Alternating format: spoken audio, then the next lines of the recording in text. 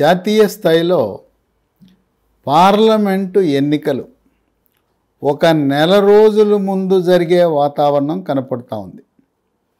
Bharatiya Janata party Madhya Pradesh, Chhattisgarh, రాజస్థాన్లో సాధించిన విజయం చూసిన తర్వాత ఆ జోష్ తదుపరి జనవరి 22న రాముని ప్రాణప్రతిష్ఠ చేసిన తరువాత ప్రతిరోజు అయోధ్యకు 1000 రైళ్లు ఏర్పాటు చేసి భారతదేశంలో రామరాజ్యాన్ని నెలకొల్పాలంటే అది మోదీ వల్లనే సాధ్యమనే ఒక దృఢమైన సంకల్పంతో భారతీయ జనతా పార్టీ ఉత్తర భారతదేశంలో ఉండే ఆ ప్రజల యొక్క ఆనందోత్సాహాలు చల్లారకముందే ముందస్తుగా ఎన్నికలు జరగాలనే ఆలోచనలో ఉంది.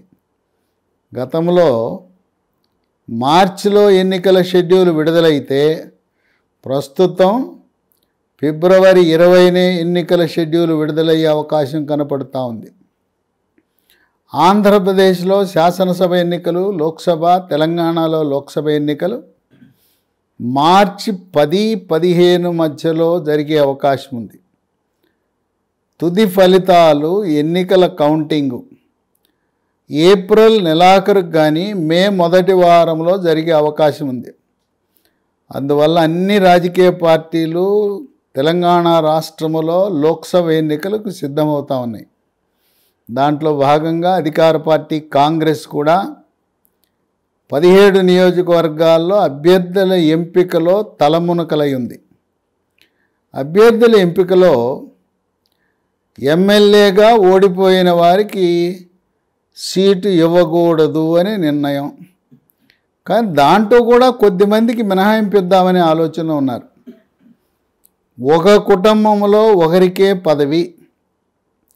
అయితే గత 20-30 సంవత్సరాలుగా రాజకీయాల్లో ఉండి వాళ్ళు రాజ్యాంగబద్ధ పదవుల్లో ఉన్న వాళ్ళకి కుటుంబంలో ఇద్దరికి అనేది మినహాయింపు. అయితే ప్రతిదానికి కూడా సోనియా గాంధీ అంగీకరిస్తే ఏ నియమ నిబంధన అయినా దాన్ని మార్చే అవకాశం కాంగ్రెస్ పార్టీలో ఉంది. ఇక 17 పార్లమెంటు నియోజకవర్గాల్లో ప్రాథమికంగా కాంగ్రెస్ పార్టీ అభ్యర్థులను ఎంపిక చేయటం జరిగింది. కొన్ని ఊహాగానాలు లీకుల రూపాన బయటకు వచ్చినాయి. మొట్టమొదటి నల్గొండ నియోజకవర్గం. ఇక్కడ జానారెడ్డి తన కుమారుడు జైవీర్ రెడ్డి నాగార్జున సాగర్ శాసనసభకు పోటీ పెట్టి గెలిపించాడు. పెద్ద కుమారుడు, ఇప్పుడు గెలిచింది రెండవ కుమారుడు, పెద్ద కుమారుడు రఘువీర్ రెడ్డిని మిర్యాలగూడ సీట్ అడిగాడు జానారెడ్డి. దానికి హైకమాండ్ ఒప్పుకోలా. సరే, జానారెడ్డి ఏమన్నా అంటే నేను లోక్సభకు పోటీ చేస్తాను, నల్గొండలో కోమటిరెడ్డి, అక్కడ ఉత్తమ కుమార్, వాళ్ళిద్దరూ కూడా, కోమటిరెడ్డి ఉత్తమ్ కుమార్ ఇద్దరు కూడా శాసనసభకు వెళ్తున్నారు కనుక ఉత్తమ్ కుమార్ రెడ్డి ఖాళీ చేసిన నల్గొండ సీట్లో నేను పోటీ చేస్తానని చెప్పి హైకమాండ్కి ఆయన చెప్పడం జరిగింది. కనుక ఇప్పుడు నల్గొండలో మరొక అంశం ఏంటంటే సూర్యాపేట సీటు కేటాయించే ప్రక్రియలో ఇద్దరి మధ్య తీవ్రమైన పోటీ నెలకొంది. అక్కడ మాజీ మంత్రి దామోదర్ రెడ్డి, పటేల్ రమేష్ రెడ్డి. పటేల్ రమేష్ రెడ్డి అభ్యర్థిత్వం కోసం రేవంత్ రెడ్డి ఆయన శక్తి వంచన లేకుండా కృషి చేశాడు. మధ్య మార్గం కింద రాజీ కుదిర్చింది హైకమాండ్. పటేల్ రమేష్ రెడ్డికి నల్గొండ సీటు కేటాయిద్దాం ఎంపీగా, మాజీ మంత్రి దామోదర్ రెడ్డిని శాసనసభకు పోటీ పెడదామన్నారు. దామోదర్ రెడ్డిని పెట్టినా అది ఓటమి చెందింది. ఇప్పుడు పటేల్ రమేష్ రెడ్డికి ఇచ్చిన మాట నిలబెట్టుకుంటారా, లేదు జానారెడ్డికి ఈ సీట్ ఇస్తారా అని. జానారెడ్డి ఆలోచన మరొక రకంగా ఉంది. చిన్న కుమారుని రాజకీయంగా ఆయన్ని నాగార్జున సాగర్లో పెట్టాం. ఈ నల్గొండ లోక్సభకి కాంగ్రెస్ హైకమాండ్ ఒప్పించి పెద్ద కుమారుడైన రఘువీరారెడ్డిని నల్గొండ ఎంపీగా పోటీ చేయిస్తాం. ఆ గెలుపుకి తన హామీగా నిలబడి 7 అసెంబ్లీ నియోజకవర్గాలు తిరిగి రఘువీరారెడ్డిని గెలిపించే బాధ్యత తండ్రిగా జానారెడ్డి చేపట్టాలనే ఆలోచన ఉంది. మరి హైకమాండ్ ఎలా స్పందిస్తుందో వేచి చూడాలి. జానారెడ్డి అంటే సోనియా గాంధీకి, రాహుల్ గాంధీకి, ప్రియాంక గాంధీకి, కేసీ వేణుగోపాల్కి, మల్లికార్జున ఖర్గేకి అందరికీ ఒక పెద్ద మనిషిగా, వివాదరహితుడిగా గౌరవిస్తారు. ఇక రెండవ స్థానం భువనగిరి. గతంలో కోమటిరెడ్డి వెంకటరెడ్డి ఇక్కడ ప్రాతినిధ్యం వహించాడు. అక్కడ అదే కుటుంబానికి చెందిన కోమటిరెడ్డి లక్ష్మి, కోమటిరెడ్డి రాజగోపాల్ రెడ్డి సతీమణికి ఇవ్వాలనే ఆలోచన ఉంది.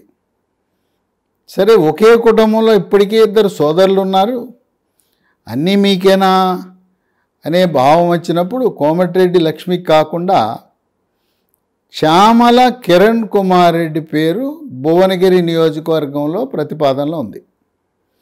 ఇక 3 మహబూబ్ నగర్. మహబూబ్ నగర్కి జాతీయ సెంట్రల్ వర్కింగ్ కమిటీ ఆహ్వానితుడిగా ఉన్న వంశీ చందర్ రెడ్డి ఆయన కల్వకుర్తి సీటుని త్యాగం చేశాడు. వంశీ చందర్ రెడ్డిని మహబూబ్ నగర్ లోక్సభకు పోటీ చేయించాలనే ఆలోచన. అక్కడ ఇంకో పేరు కూడా పరిశీలనలో ఉంది. మహబూబ్ నగర్ జిల్లాలో దయాకర్ రెడ్డి, సీతా దయాకర్ రెడ్డి ఇద్దరు కూడా చాలా కాలం తెలుగుదేశం పార్టీలో క్రియాశీలకంగా వ్యవహరించి చంద్రబాబు నాయుడికి సన్నిహితంగా ఉన్నారు. దయాకర్ రెడ్డి ఆయన మరణానంతరం సీతా దయాకర్ రెడ్డిని మహబూబ్ నగర్ సీట్లో అక్కడ పోటీకి పెడితే ఎలా ఉంటుంది అనే ఆలోచన కూడా ఉంది. రేవంత్ రెడ్డికి, సీతా దయాకర్ రెడ్డికి ఉన్న అవినాభావ తెలుగుదేశం పార్టీలో ఉన్న ఆ బాండేజీ ఎలా దారితీస్తుందో వేచి చూడాలి. ఇక 4 నాగర్ కర్నూలు. నిన్న మొన్నటి వరకు ఇక్కడ డాక్టర్ మల్లు రవి పోటీ చేస్తున్నాడని ఖరారు అనుకున్నారు. ఇప్పుడు ఒక వార్త వినపడుతూ ఉంది. ప్రస్తుత లోక్సభ సభ్యుడు, బీఆర్ఎస్ లోక్సభ సభ్యుడు, మాజీ మంత్రి పి రాములు పార్టీ మారి కాంగ్రెస్ పార్టీలో చేరి నాగర్ కర్నూలు నుంచి పోటీ చేయటానికి సిద్ధంగా ఉన్నాడనే వార్తలు వెలువడుతున్నాయి. అక్కడ నాగర్ కర్నూలులో వాడు పార్టీ కంటే కూడా మళ్ళీ ఎస్సీలో కూడా ఉపకులం చూస్తారు, మాదిగని చూస్తారు. డాక్టర్ మల్లు రవి మాల సామాజిక వర్గానికి చెందిన వ్యక్తి, రాములు మాదిగ సామాజిక వర్గానికి చెందిన వ్యక్తి. అక్కడ మాదిగలు అధిక సంఖ్యలో ఉండటం వల్ల మాదిగ అభ్యర్థికే అవకాశం ఉంటుంది. గతంలో కూడా డాక్టర్ మందా జగన్నాథం కూడా మాదిగ సామాజిక వర్గానికి చెందినవాడు కనుక ఆయన విజయం సాధించడం జరిగింది. కనుక నాగర్ కర్నూలులో ఎప్పుడైనా కూడా ఏ రాజకీయ పార్టీ అయినా మాదిగ సామాజిక వర్గానికి చెందిన సీటు అది అక్కడ ఇవ్వటం వల్ల ఉపయోగం ఉంటుంది. మరి డాక్టర్ మల్లు రవి ఆయన రేవంత్ రెడ్డికి కుడి భుజం లాంటివాడు, సీనియర్ నాయకుడు, రాష్ట్ర ఉపాధ్యక్షుడు. మరి ఆయనకి ఏ విధంగా పార్టీలో ఏ పదవి ఇస్తారంటే 2 ఏప్రిల్ నాటికి తెలంగాణ రాష్ట్రం నుంచి 3 రాజ్యసభ సీట్లు ఖాళీ కాబోతున్నాయి. ఎవరెవరివి ఖాళీ కాబోతున్నాయి? జోగినపల్లి సంతోష్ కుమార్ 1, 2 వద్దే రవిచంద్ర, 3 బడుగు లింగయ్య యాదవ్. ఈ 3 రాజ్యసభ సీట్లకు లోక్సభ ఎన్నికలకు ముందే ఎన్నికలు పూర్తవుతాయి. ఏప్రిల్ 2 నాటికి రాజ్యసభ ఎన్నిక పూర్తి కావాలి. ఏప్రిల్ 3 నుంచి పదవీ కాలం ప్రారంభమవుతుంది.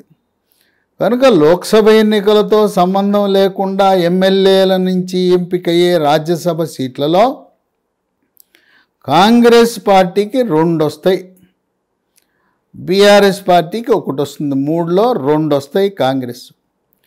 ఆ 2 కాంగ్రెస్ రాజ్యసభ సీట్లలో ఒకదాన్ని డాక్టర్ మల్లు రవికి ఇచ్చి పి రాములకు లోక్సభ ఇస్తారనే ఊహాగానాలు ఉన్నాయి. లేకపోయినా doctor Mallu Ravi doctor YS Rajasekhara Reddy ముఖ్యమంత్రిగా ఉన్నప్పుడు ఉమ్మడి ఆంధ్రప్రదేశ్ అధికార ప్రతినిధిగా ఢిల్లీలో క్యాబినెట్ ర్యాంకుతో ఆంధ్రప్రదేశ్ భవనానికి అధిపతిగా ఉన్నాడు. అది కూడా గౌరవప్రదమైన పోస్టు, క్యాబినెట్ ర్యాంకు. రాష్ట్రానికి కేంద్ర ప్రభుత్వానికి మధ్య వారధిలా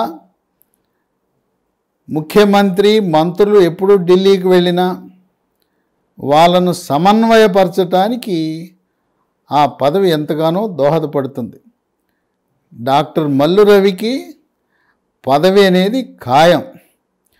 ఆయన స్థాయికి ఎమ్మెల్సీ అనేది చాలా చిన్న పదవి.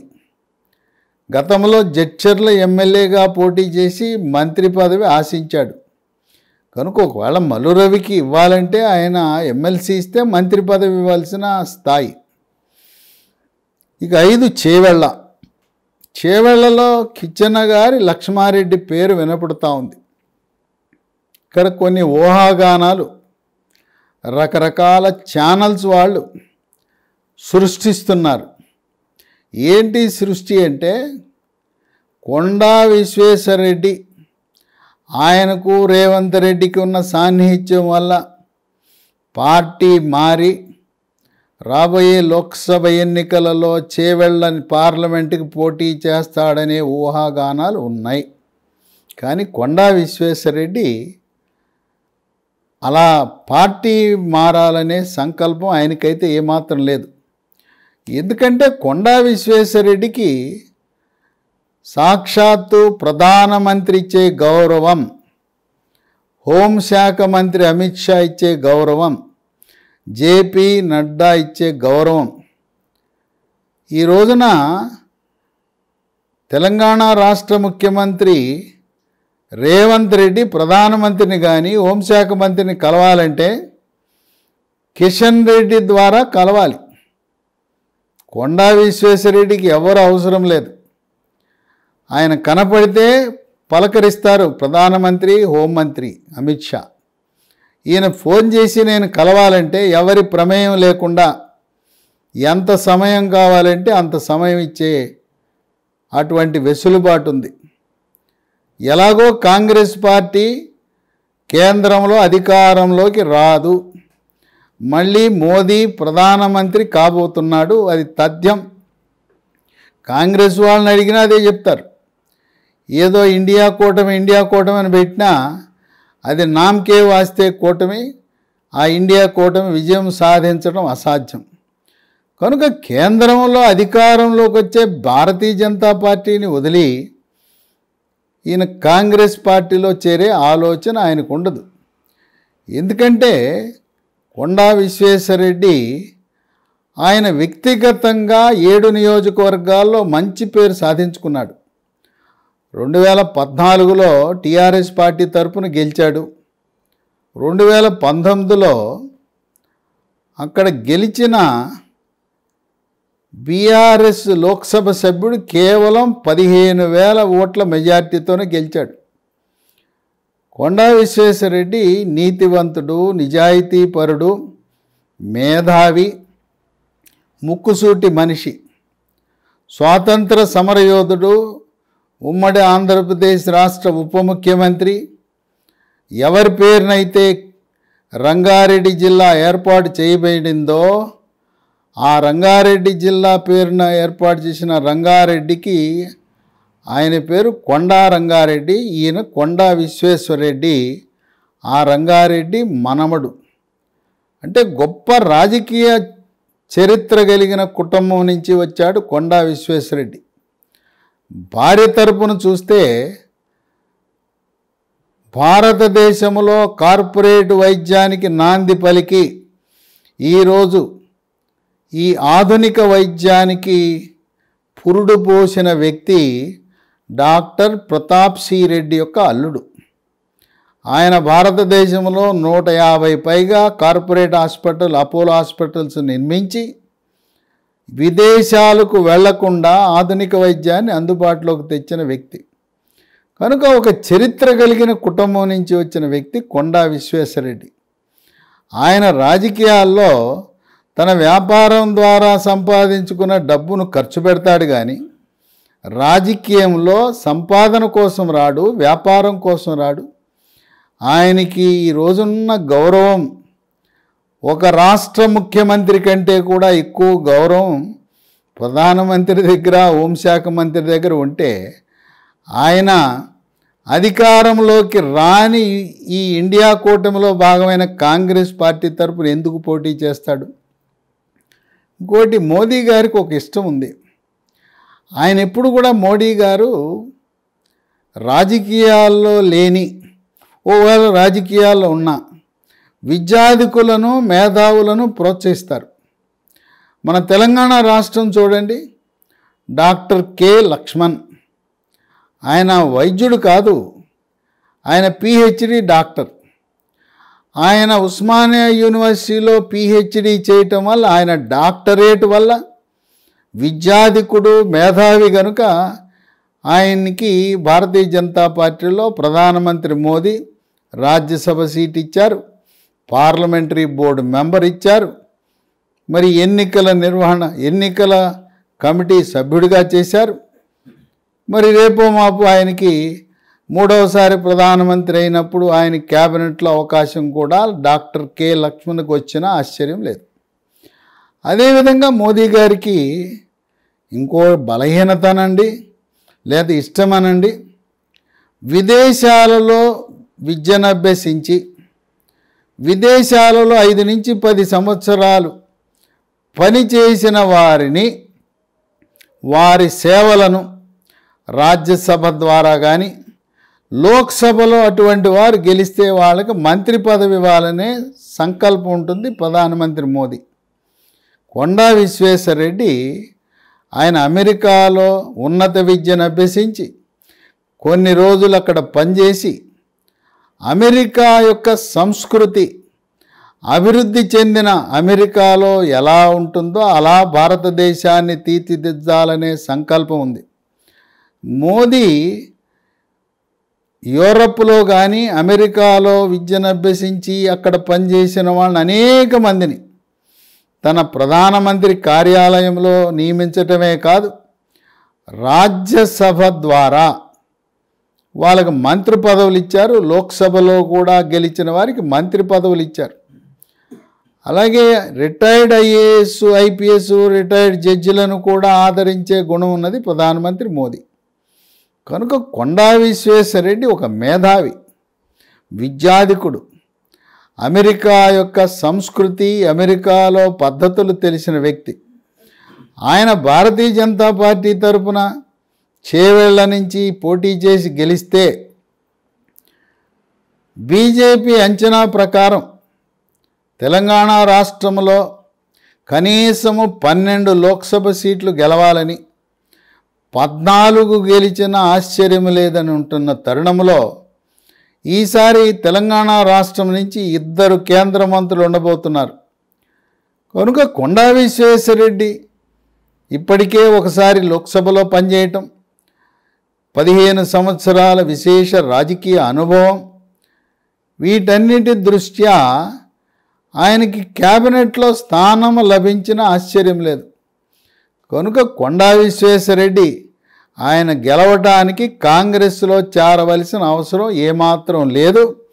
భారతీయ జనతా పార్టీలోనే విజయం సాధించి అధికార పార్టీ తరపున తెలంగాణ రాష్ట్ర అభివృద్ధికి కృషి చేయాలనే ఆ దృక్పథంతో ఉన్నాడు.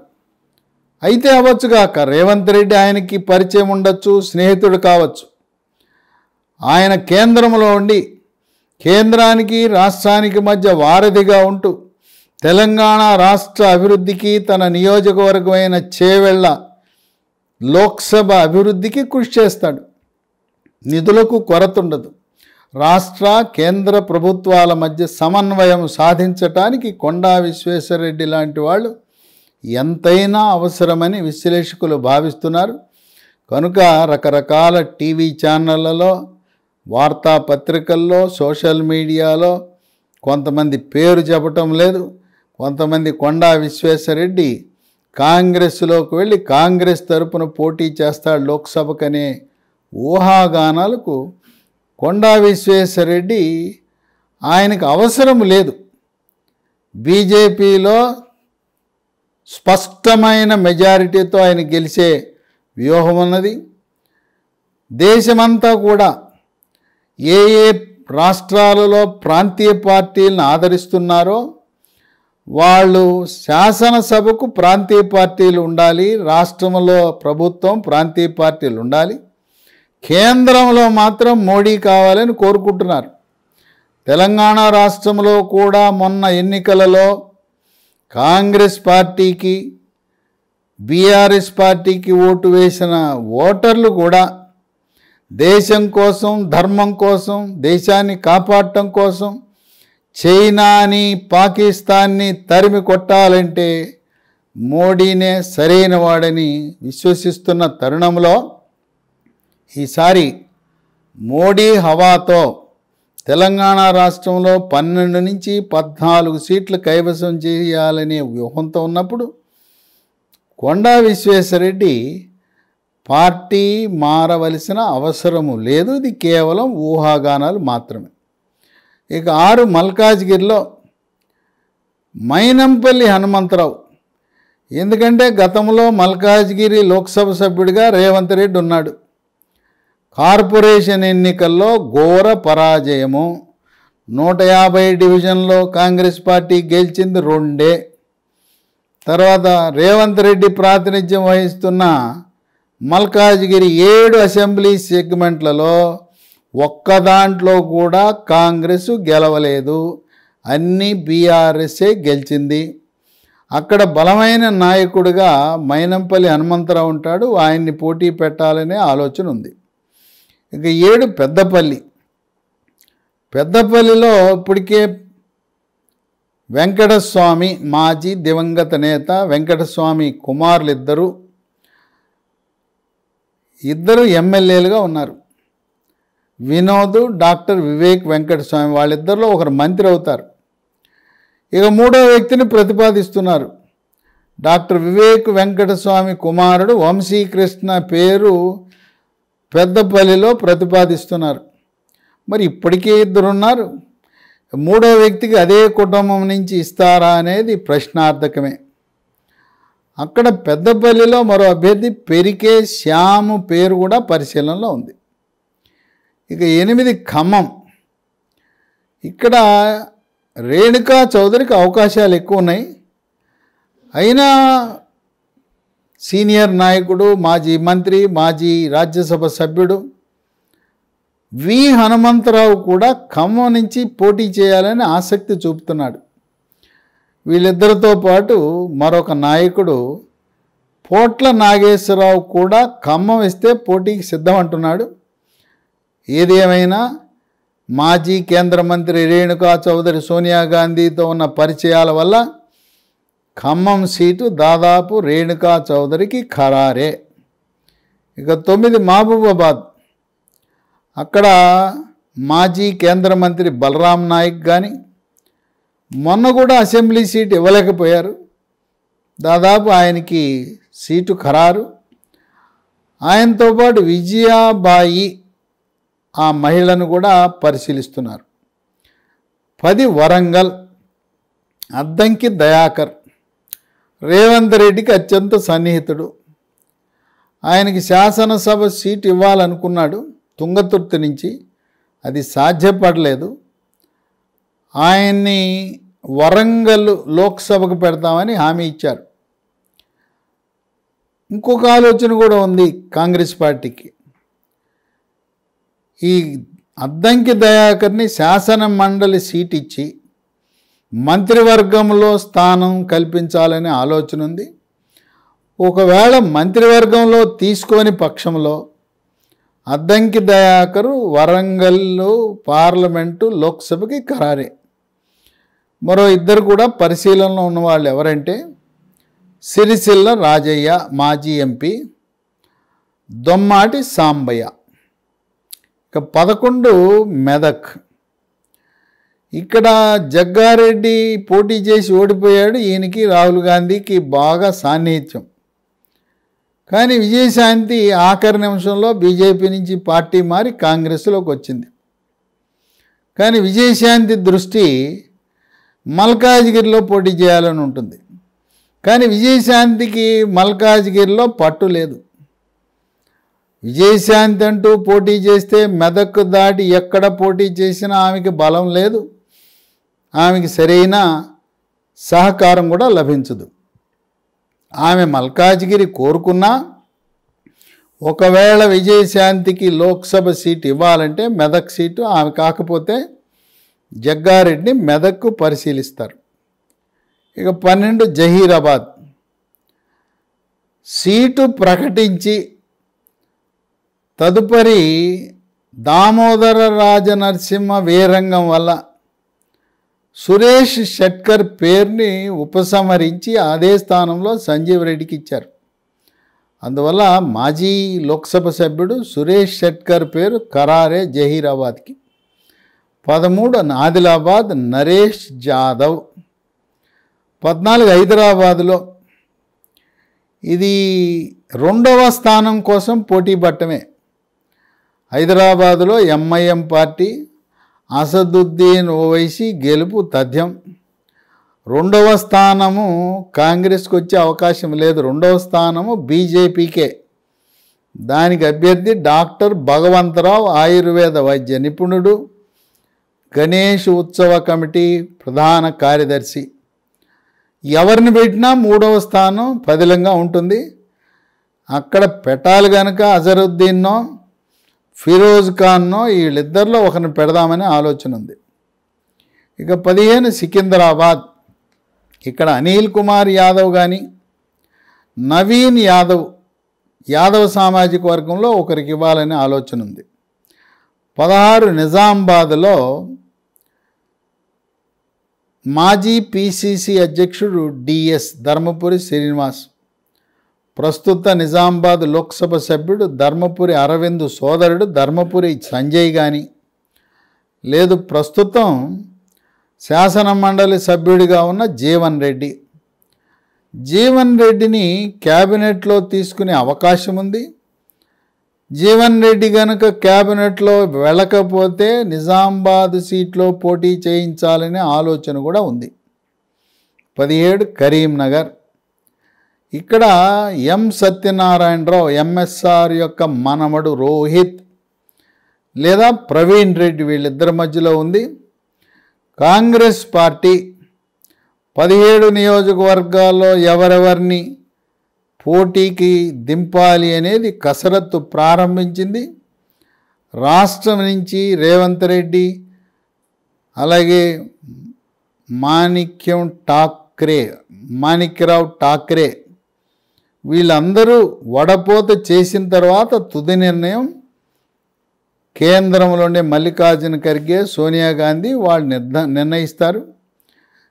ఏదేమైనా గతంలో లాగా భారతీయ జనతా పార్టీకి తెలంగాణ రాష్ట్రంలో అత్యధికంగా లోక్సభ సీట్లు వచ్చే వాతావరణం కనపడతా ఉంది. ఎందుకంటే 3వసారి ప్రధానమంత్రి మోదీ అనేది ఖరారు. ఈ ఇండియా కూటమిలో కాంగ్రెస్ పార్టీ అధికారంలోకి రాదు అనేది కూడా నిర్ధారణ అయింది. అందువల్ల 2వ స్థానానికి పరిమితం అవుతుంది కాంగ్రెస్, 3వ స్థానానికి పడిపోతుంది కారు. వీళ్ళు టీఆర్ఎస్ పార్టీని మళ్ళీ వెనక్కి పీఆర్ఎస్ నుంచి టీఆర్ఎస్కి మార్చాలనే ఆలోచన కూడా ఉన్నది. అనవసరంగా జాతీయ రాజకీయాల్లోకి వెళ్ళి నష్టపోయామనే భావన చాలామంది సీనియర్లో ఉంది. ఇంకోటి ఏంటంటే ఇప్పుడున్న బీఆర్ఎస్ నాయకుల్లో కూడా ఇక ఈ కారు పార్టీలో మనకు భవిష్యత్తు లేదు, మన దారి మనం చూసుకుంటే బాగుంటుందనే ఆలోచనలో చాలామంది సీనియర్ బీఆర్ఎస్ నాయకులు ఉన్నారు. ప్రస్తుత పరిస్థితుల్లో 10 నుంచి 12 సీట్లు బీజేపీ కైవసం చేసే వాతావరణం ఉంది. కాంగ్రెస్ పార్టీ తప్పకుండా గెలిచే సీట్లంటే ఖమ్మం, నల్గొండ, మహబూబాబాద్ ఈ 3 సీట్లు మాత్రం కాంగ్రెస్ పార్టీకి అవకాశం ఉంది. ఇక హైదరాబాద్ ఎంఐఎం. మిగతా వాటిలలో కారు పార్టీకి 1-2 సీట్ల కంటే ఎక్కువ రావు బీఆర్ఎస్కి అనే ఊహాగానాలు ఉన్నాయి. మనం పార్లమెంట్కి కారు పార్టీకి వేసి ఏం సాధిస్తాం? ప్రధానమంత్రిగా మోదీని మనం 3వసారి ఆ పీఠం ఎక్కించడం వల్ల మన దేశం ప్రపంచ దేశాలలో ప్రతిష్టాత్మకంగా విరాజిల్లుతుందనే భావం గ్రామీణ వాసులకు పట్టణ వాసులకు ఉన్న తరుణంలో ఇది రేవంత్ రెడ్డికి ఒక ఛాలెంజ్ అయి కూర్చుంది. మరి నువ్వు ముఖ్యమంత్రిని చేశాం, ఎన్ని సీట్లు గెలిపించావు అని అడుగుతారు హైకమాండ్. అయినా ఇక్కడ వాతావరణం మాత్రం అనుకూలంగా లేదు కాంగ్రెస్ పార్టీకి. చాలామంది బహిరంగంగానే చెప్తున్నారు, మేము అసెంబ్లీ ఎన్నికల్లో రేవంత్ రెడ్డిని ఓడించాలని కాంగ్రెస్ పార్టీకి ఓటేశాం, ఈసారి వెయ్యం మోడీకి ఓటు, మా ఓటు మోడీకే, పువ్వు గుర్తుకే ఓటేస్తామంటున్నారు. అట్లాగే కారు పార్టీ తెలంగాణలో ఉండాలి కానీ ఢిల్లీలో ఏం చేస్తుంది? ఎందుకు మా ఓటు మురిగిపోతుంది, మా ఓటు వృధా, కనుక మేము కారు ఓటేయం, కారు పార్టీ వాళ్ళు కూడా మేము పువ్వు గుర్తుకేస్తాం, మా ఓటు మురిగిపోకూడదు, మా ఓటుతో ప్రధానమంత్రి అవ్వాలి, మోడీ గారికి మద్దతు ఇస్తామంటున్నారు. వేచి చూద్దాం ఏ విధంగా కాంగ్రెస్ పార్టీ అడుగులు వేస్తుంది. మరి ఒకే కుటుంబంలో ఒకరికి మించి ఇద్దరికి ముగ్గురికి అవకాశాలు ఇస్తాయా? ఓడిపోయిన ఎమ్మెల్యే అభ్యర్థులకు లోక్సభ సీట్లు ఇస్తారా? త్వరలో జనవరిలోనే అభ్యర్థులను ప్రకటించాలనే సంకల్పంతో కాంగ్రెస్, భారతీయ జనతా పార్టీ రంగం సిద్ధం చేసుకుంటున్నాయి. తెలంగాణ రాష్ట్రంలో లోక్సభలో ఈ 2 పార్టీల మధ్య ఉంటుంది. ఈసారి బీఆర్ఎస్కి పెద్ద పోటీ చేయడానికి కూడా ఎవరు ఆసక్తి కనపరిచేలా లేదు. అందువల్ల కాంగ్రెస్ పార్టీకి గడ్డు కాలమే. మోదీ హవాని ఎదుర్కొని ఏ విధంగా ప్రజలను ఒప్పించాలనేది రేవంత్ రెడ్డికి, కాంగ్రెస్ పార్టీకి కష్టతరమే.